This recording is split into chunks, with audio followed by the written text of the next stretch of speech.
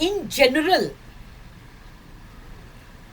किसी भी ले लो, गुस्सा, इन जनरल गुस्सा। अब गुस्सा तो तुम्हारा कहाँ कहाँ कहाँ कहाँ कहाँ तक फैला हुआ है, हजार चीजों के लिए गुस्सा आता है और दिन में 1000 बार आ जाता है।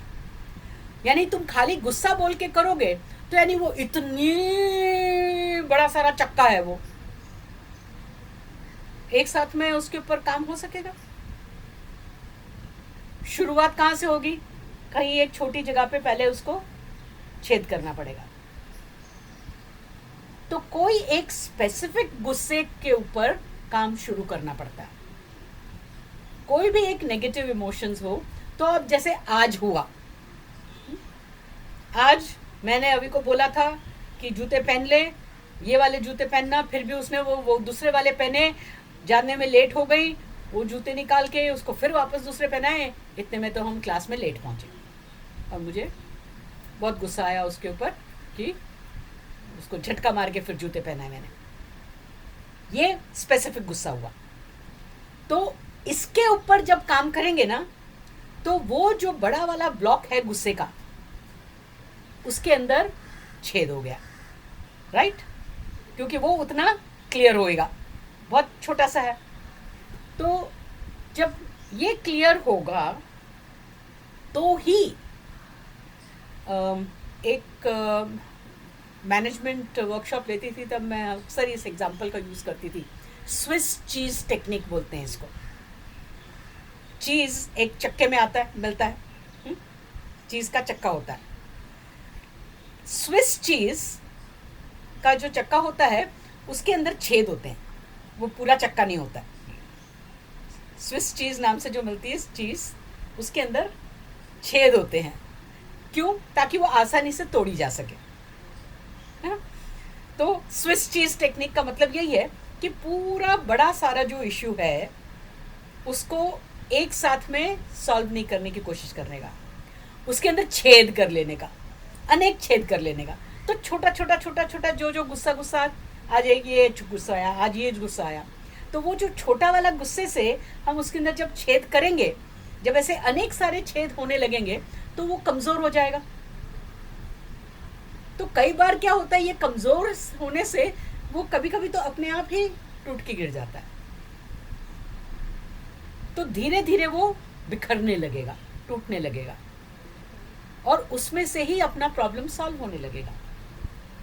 तो इन जनरल जब बोले कि हाँ ये ऐसा गुस्सा, तो उसके ऊपर काम करके खास काम होता नहीं है। वो थोड़ा सा ऊपर से स्क्रैप भले हो जाए, एट द मोस्ट थोड़ा सा भले मन को कोई विचार नहीं आएगा, शांत लगेगा, लेकिन उसको बहुत लंबा टाइम जाएगा सक्सेस होने में।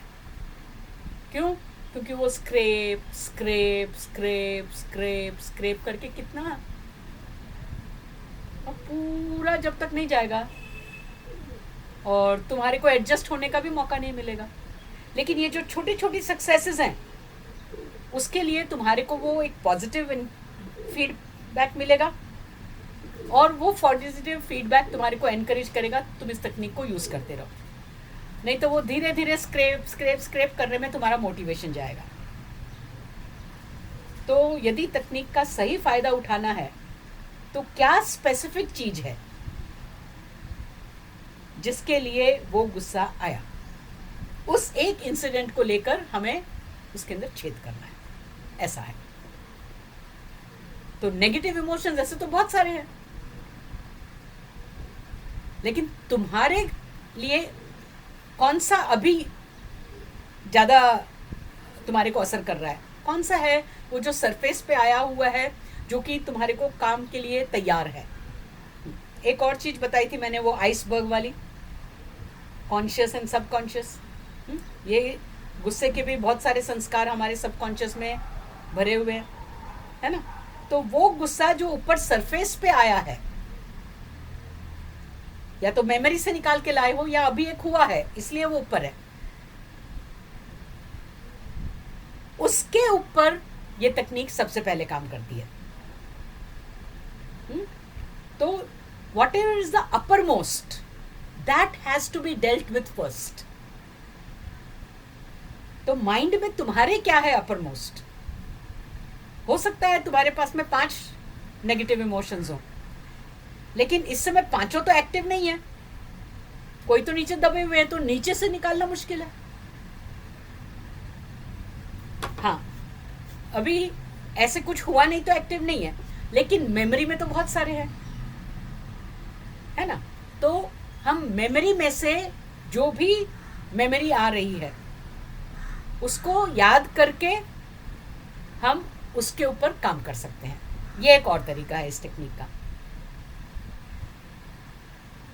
पुराना भी कोई इंसिडेंट हुआ हो, उसको हम जब याद करते हैं तो उसके साथ के इमोशंस भी याद आते हैं ना।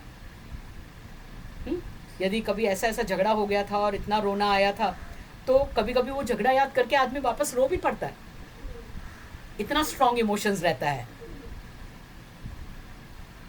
हाँ हाँ, तो कौन सी